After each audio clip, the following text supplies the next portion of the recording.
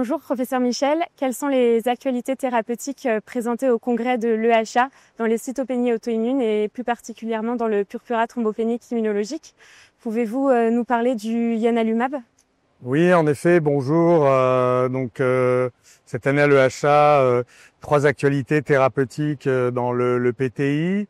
Tout d'abord, un essai de phase 2 ouvert, non contrôlé avec le ianalumab. Donc le ianalumab, c'est un anticorps monoclonal anti-BAFF qui est en développement dans les cytopénies auto-immunes, qui entraîne une déplétion B qui est plus profonde que celle induite avec le rituximab, avec des premiers résultats prometteurs. Et là, dans cette étude, donc il y avait une quarantaine de patients adultes avec un PTI, essentiellement un PTI chronique, qui étaient des patients qui étaient en situation d'échec de plusieurs lignes, puisque la médiane de nombre de lignes thérapeutiques reçues au moment de l'inclusion de lignes antérieures, c'était 6, avec plus de 80% des patients qui avaient reçu au moins 4 lignes de traitement.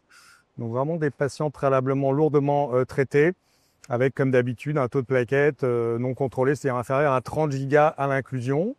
Ils ont reçu 4 doses de ianalumab donc en ouvert, espacées de 4 semaines. Et globalement, dans cette population de patients particulièrement, on va dire sévère en termes de PTI, on a 44% de réponse sur l'objectif primaire. C'est une réponse avec un taux de plaquettes plus de 50 gigas et doublement du taux initial à au moins 2 reprises. Et 29% de réponses soutenues pendant plusieurs semaines. Donc dans cette sous-population de patients particulièrement sévères et réfractaires, c'est un résultat très encourageant. Et en termes d'efficacité et en termes de tolérance, il n'y a pas eu de signal particulier. Il y a eu une infection respiratoire de grade 3 isolée, pas d'infection opportuniste. 15% de réactions immédiates post-injection, mais qui étaient de grade 1 ou 2, qui n'ont pas impacté le protocole et tous les patients ont reçu l'intégralité des doses. Donc voilà, c'est une phase ouverte, des patients sévères. On attend beaucoup d'ici la fin de l'année, on l'espère, ou début 2026, des résultats des 2 autres essais de phase 3 randomisés, en première ligne dans le PTI et en deuxième ligne.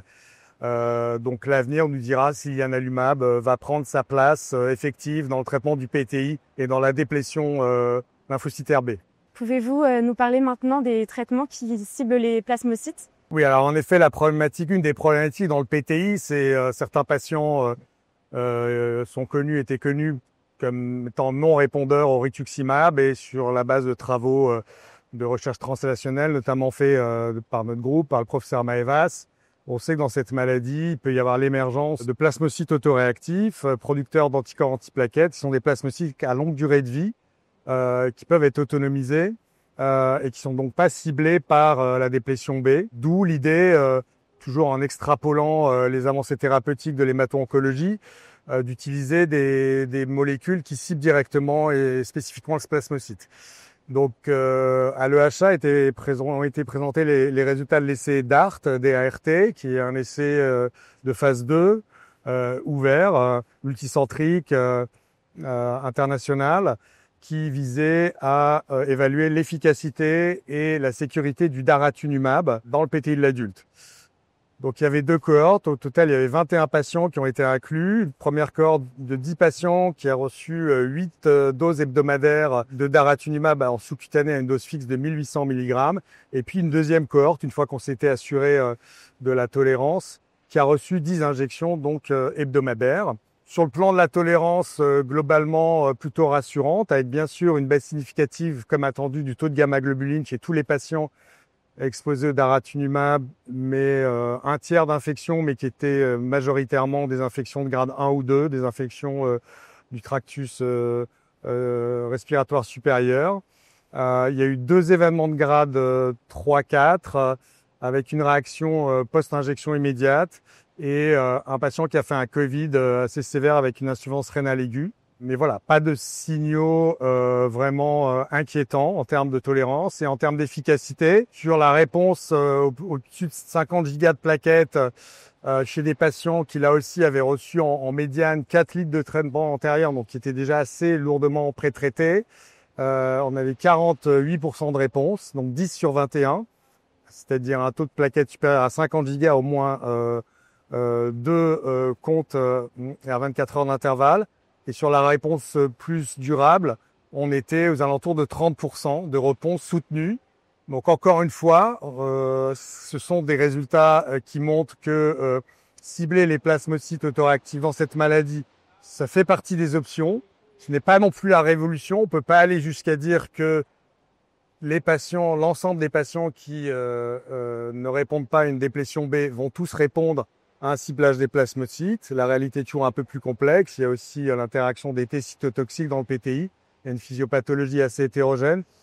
Mais toujours est-il que sur la base de cette étude et d'autres avec d'autres inhibiteurs anticorps en monoclonaux anti-CD38, cette stratégie de cibler les plasmocytes commence à rentrer, si ce n'est dans les pratiques, en tout cas dans les perspectives thérapeutiques et les cibles possibles dans le PTI de l'adulte. Et pour terminer, qu'en est-il du rizalbrutinib dans le PTI? Alors oui, en effet, ça c'est la troisième communication qui a été faite durant cette EHA 2025. Donc parmi les stratégies, encore une fois, quand je dis nous, l'immunohématologie tire profit vraiment de toutes les avancées thérapeutiques de l'hémato-oncologie et des hémopathies lymphoïdes B. Et donc parmi les nouveaux agents potentiellement efficaces, il y a le développement de BTK inhibiteurs dans le PTI de l'adulte.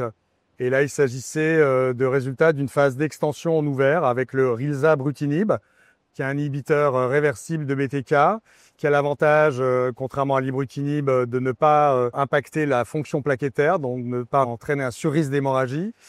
La phase 3 randomisée versus placebo avec le rilzabrutinib vient d'être publiée dans Blood avec des résultats positifs.